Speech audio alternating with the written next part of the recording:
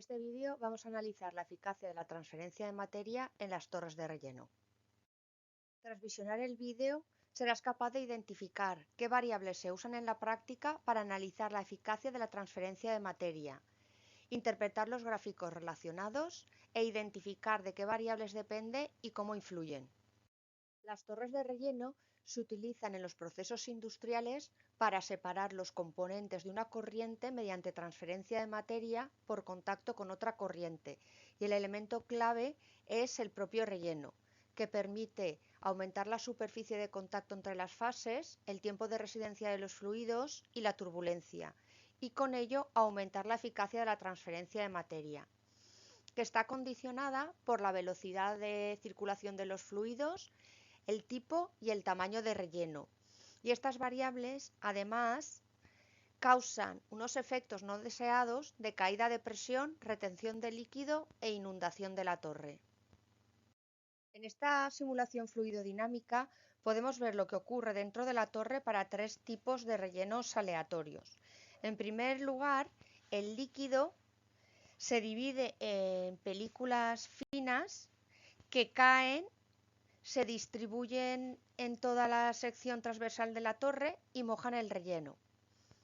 Por su parte, el gas asciende por la superficie libre que le queda entre lo que ocupa el relleno y el líquido. Y lo que interesa es que las velocidades de circulación de los fluidos sean tales que la superficie de contacto entre las fases en la que tiene lugar la transferencia de materia sea lo más grande posible. Vamos a analizar cómo se ve afectada la transferencia en función de la velocidad de circulación de los fluidos y el relleno. Si, por ejemplo, la torre se utiliza en una operación de absorción, el flujo de soluto transferido por cada metro cúbico de volumen de relleno utilizado es función del flux de soluto, definido por el producto del coeficiente de transferencia de materia y la fuerza impulsora. El coeficiente volumétrico de transferencia de materia representa la inversa de la resistencia a la transferencia, de modo que cuanto mayor sea, mayor es la transferencia y se requerirá menor altura de relleno. Como indicador de la eficacia podemos utilizar el coeficiente volumétrico de transferencia de materia. Algunos fabricantes proporcionan información del coeficiente para sus rellenos. En este caso, para el relleno FlexiRing, nos presentan los resultados en función de la velocidad del líquido en el eje de abscisas, expresada como metro cúbico por hora y metro cuadrado de superficie transversal de la torre, y para un determinado flujo específico del gas. Vemos que se obtienen valores distintos en función del tamaño del relleno, mayores valores del coeficiente cuanto menor es el relleno, aquí expresado en pulgadas. Pero cualquiera que sea el relleno, vemos que a bajas velocidades del líquido el coeficiente es bajo, por una mala distribución del líquido y una mala humectación del empaque, por lo que la superficie de contacto entre el gas y el líquido es pequeña.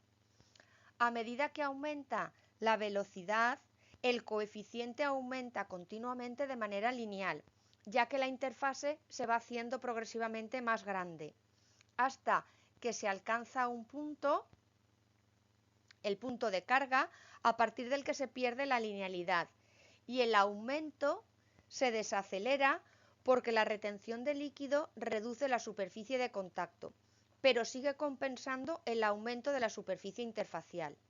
Y, por último, se produce un rápido descenso del coeficiente, ya que el efecto negativo de la retención o retromezcla de la fase líquida excede el efecto positivo del aumento de la interfase.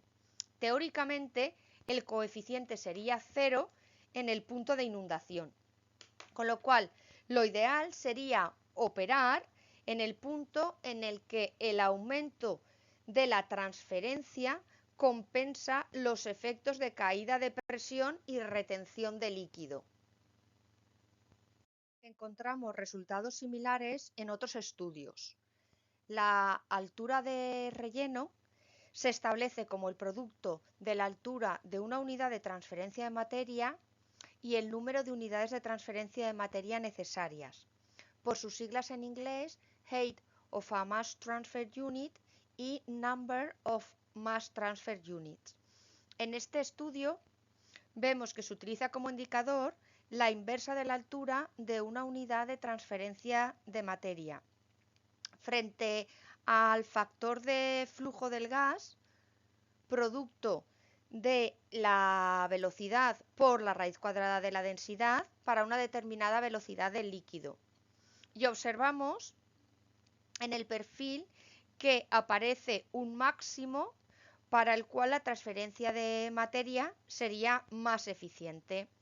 En general, la bibliografía nos indica que la transferencia de materia es eficaz operando en un rango entre el 70 y el 80% respecto al valor de inundación.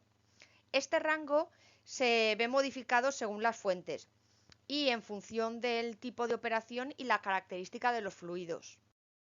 Ya hemos analizado cómo la velocidad de los fluidos influye en la transferencia de materia. Y hemos visto también que cuanto menor es el tamaño del relleno, mayor es el coeficiente para la transferencia.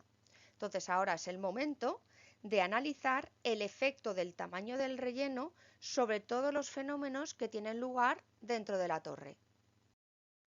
Pausa el vídeo, tómate el tiempo necesario para organizar toda la información y cuando tengas la respuesta, retoma el vídeo.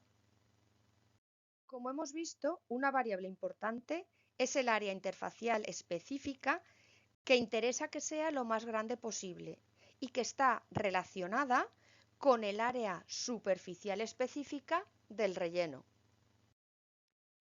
En la información que nos proporcionan los fabricantes de los rellenos, vemos que cuanto menor es su tamaño, mayor es el área superficial para un mismo volumen, es decir, que su eficacia para la transferencia es mayor.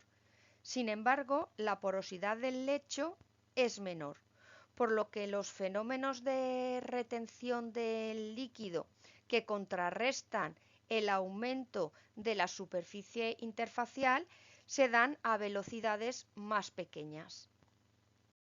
En resumen, cuanto menor es el tamaño del relleno, la transferencia de materia es más eficaz, pero el rango de flujos de operación es más limitado. Al aumentar la velocidad de los fluidos, se produce un aumento de la transferencia de materia, pero por debajo del punto de carga el proceso de transferencia no es eficaz. En la zona de carga, aunque la retención del líquido y la caída de presión aumentan significativamente, el aumento de la transferencia de materia se ve compensado. A partir de un punto se produce una caída drástica y al alcanzar el punto de inundación se anularía la transferencia de materia, es decir, que la separación para la que se diseña la torre no tendría lugar. Por lo que para el dimensionamiento de la torre se toma como referencia operar a velocidades de circulación entre el 70 y el 80% respecto al valor de inundación, y la eficacia de la transferencia de materia condiciona el diámetro y la altura de relleno. Espero que este vídeo te sirva en tu futuro profesional para saber qué información buscar, cómo interpretarla y aplicarla. Hasta entonces, sigue formándote.